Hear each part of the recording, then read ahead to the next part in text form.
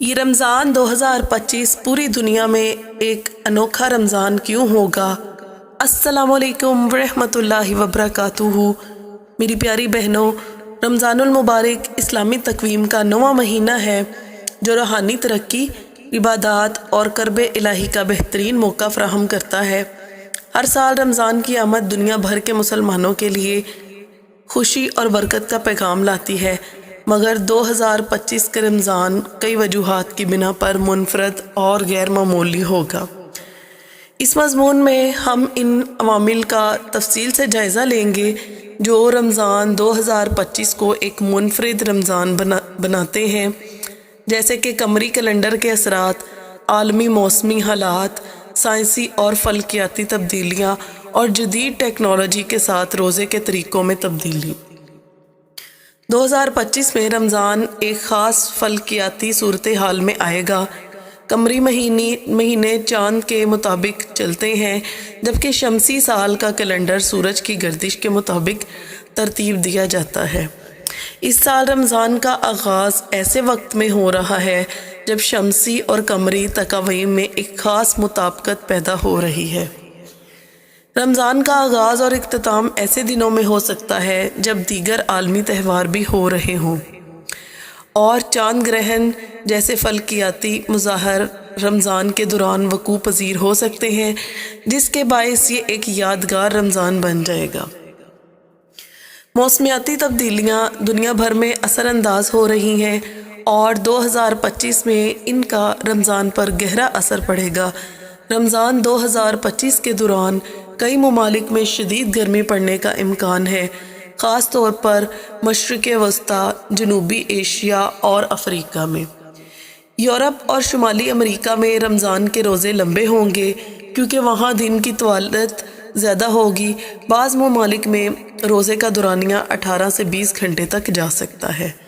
پانی کی کمی اور ہیٹ ویو کے باعث روزہ داروں کے لیے احتیاطی تدابیر ضروری ہوں گی۔ بعض علاقوں میں رمضان کے دوران شدید بارشیں یا طوفان آ سکتے ہیں جو روزہ داروں کے لیے مشکلات پیدا کر سکتے ہیں۔ ماحولیاتی ماہرین کے مطابق 2025 میں قدرتی آفات کی شدت میں اضافہ ہو سکتا ہے جو رمضان کے معمولات کو متاثر کرے گا۔ 2025 کا رمضان دنیا بھر کے مسلمانوں کے لیے آزمائشوں کا مہینہ بھی ہو سکتا ہے، کیونکہ کئی خطوں میں سیاسی اور سماجی عدم استحکام پایا جاتا ہے۔ فلسطین، شام، یمن اور دیگر مسلم اکثریتی علاقوں میں تنازعات جاری ہیں، جن کی وجہ سے وہاں کے مسلمانوں کے لیے عبادات اور افطار و سحری کا اہتمام مشکل ہوگا۔ دنیا بھر کے مسلمان کو چاہیے کہ وہ ان بھائیوں کے لیے دعا کریں، فلاحی کاموں میں بڑھ چڑھ کر حصہ لیں۔ کچھ مغربی ممالک میں اسلاموفوبیا میں اضافہ ہوا ہے، جس کی وجہ سے بعض جگہوں پر مساجد میں تراویح اور دیگر عبادات کے حوالے سے مسائل پیدا ہو سکتے ہیں۔